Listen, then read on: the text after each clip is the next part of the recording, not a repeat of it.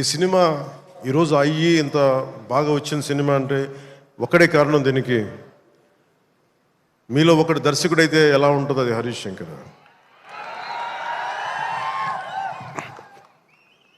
అంటే తెలుగు అంటే హరీష్ గురించి చెప్పాలి అంటే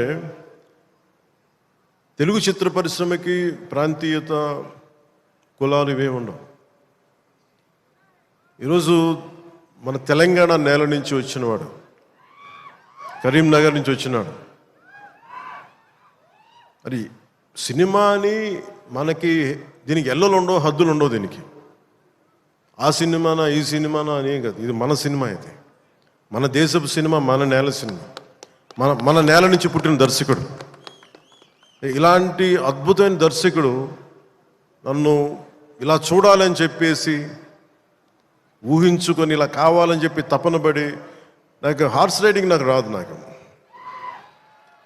గబ్బర్ సింగ్ షూటింగ్ టైంలో నాకు తీసుకెళ్ళి మన గుజరాత్లో తీసుకెళ్ళి గుర్రం తీసుకొచ్చారు. దేనికన్నా నేను మామూలుగా నడిచి వస్తే ఈ విలన్స్ని కొట్టచ్చామనుకుంటే, లేదు గుర్రం మీద రావాలని అంటారు. నాకు అప్పటిదాకా హార్స్ రైడింగ్ తెలియదు. నాకు గుర్రం పట్టుకొని నడవడం అలవాటు, కానీ హార్స్ రైడింగ్ తెలియదు.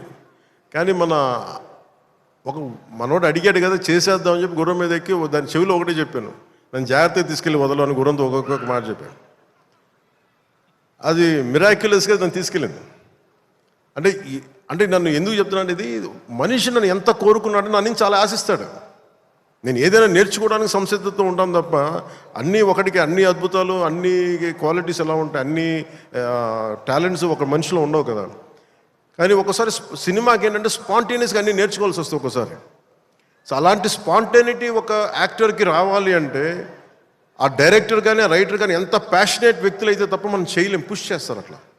సో అలాంటి అద్భుతమైన దర్శకుడు ఈరోజు హరీష్ శంకర్. ఈ సినిమాకి పడ్డ తపన కానీ, రహీం బాబులు డైరెక్షన్ టీం పడ్డ తపన కానీ, ఎడిటింగ్ టీం పడుతున్న శ్రమ కానీ, మ్యూజిక్ టీం పడుతున్న శ్రమ కానీ, వీటన్నిటినీ ఒక క్యాప్టెన్గా, ఒక షిప్ క్యాప్టెన్గా తను ముందుకు తీసుకెళ్లే విధానం హరీష్ శంకర్కి మనస్ఫూర్తిగా నేను నా అభినందనలకు మించి వీటన్ని నా గుండెల్లోంచి నా ప్రేమపూర్వకంగా తెలియజేస్తాను. Hats off to Harish, you have done a brilliant job and wonderful job. Harish శంకర్కి మన